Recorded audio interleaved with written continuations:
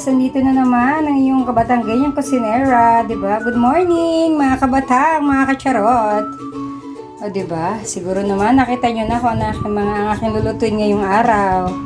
Magisigang tayo ng bangus. So, yung bangus, pinadebone ko na. Para hindi masyadong matinik kainin, ano? Para makakain yung mga kids, o, 'di ba? So, itong bangus, isang buong bangus yan. Tapos, ito yung mga gulay ko. Ayan, o. Yan, ito may presyo pa yung sinigang mix.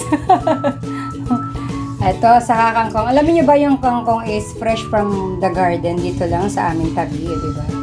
Sabi nga, pag may itinanim, may kukuhanin ang kapitbahay. O, di ba yan? Fresh kangkong from our garden. O, di ba yan? So, magkisigang tayo ng bangus para tanghalian, ano? So, yan. Diyan muna kayo. I-prepare ko lang ang casserole. Bye-bye mga kabatang. See you later. Ayan. Simulan natin ang pagluluto. Sa isang kaserola, lagyan natin ng tubig. Actually, nga pala yung gagamitin ko tubig is yung hugas bigas. Yung pinaghugasan ng bigas. Mas masarap kasi itong sabaw. Yung iba kasi nagigisa, di ba? Kayo nagigisa ba? Ako, hindi ako nagigisa pag mga ganyan, di ba? Para iwas na rin sa mantika, ano? So, para iwas na rin sa mantika kasi since fish naman ang kakain natin, di ba? Sabi nga, iwas-iwas tayo sa mantika. We're not getting any younger, so iwas tayo sa cholesterol. OMG! Di ba? So, ayan, sa isang kaserola, ipagsasamahin ko na itong kamatis, di ba? Hulog na natin yung kamatis. Para ano, kamatis, bawang sibuyas. Ayan. Pakuluan lang natin. So, ayan. Diba? Ganyan din ba kayo magsigang? Kahit sa baboy, ganyan. Ayoko nang ginigisa. Doon mas masarap pag ginigisa. Kasi yun nga, since naiwas na tayo sa mga mamantika, sa mga oily. Diba? So, lagyan na rin natin ng asin, salt. Wait natin siyang kumulo. So, takpan lang natin. So, ayan, nakita nyo ba? Kumukulo-kulo na siya. Tayin lang natin maluto yung kamatis. Tapos, lalagay ko na yung yung mga matitigas sa gulay, like kalabasa, sigarilyas, saka yung stem ng kangkong. Diba? Stem ng kangkong. So, yan. Pisain natin yung kamatis.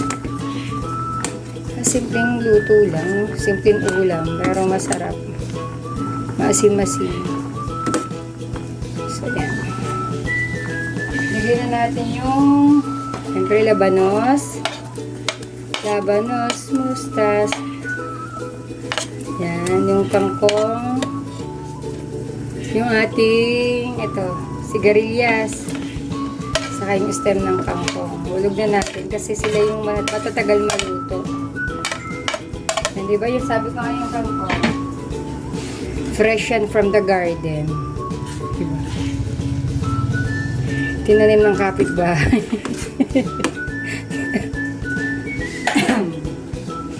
Kayo ba? Yung mga tanim-tanim din sa bahay. Diba? Sabi nga, diba? Pag may tinanim, bukod sa may aanihin, may hihingin ang kapitbahay. So, ganun lang yun. Bigyan natin ng konting bechin, ha?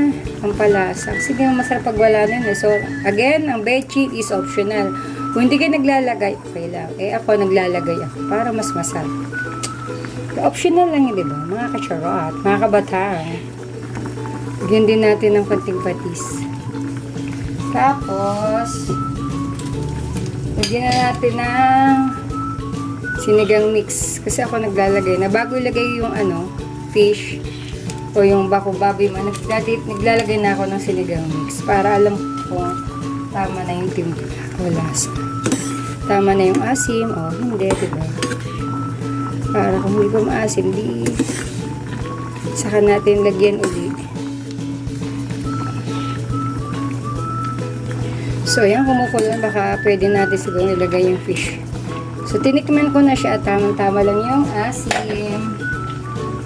So, diba? Ngayon, ihulog na natin. Nalalagyan na natin ang ating bangus belly. O, diba? Pinadibon ko na, sabi ko. Para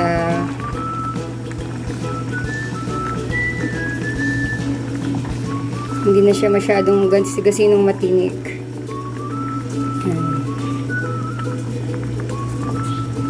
Sinigang na bangus. Our lunch for today. So, isang kulo lang siya. Pwede na natin hanguin or patayin ng apoy.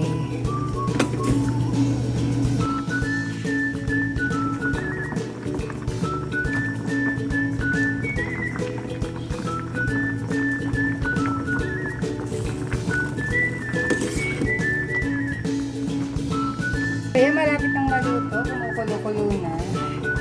Lagyan na natin ang natitirang gulay. Kangkong at saka mustasa. May mustasa yan. So, yan. Yan lang siya dyan.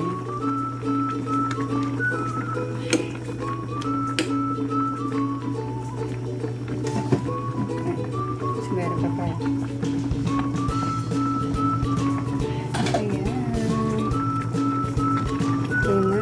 Ating sinigang na bangus. Kakain na. O yan. Kasi baka maano yung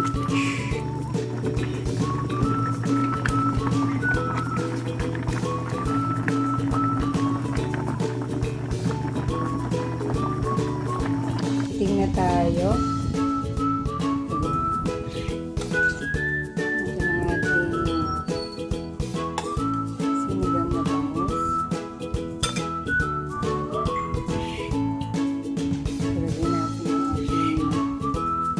Iniwalay ko siya kasi baka madurog ko siya eh.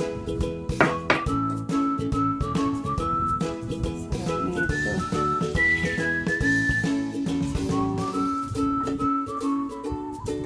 Sarap.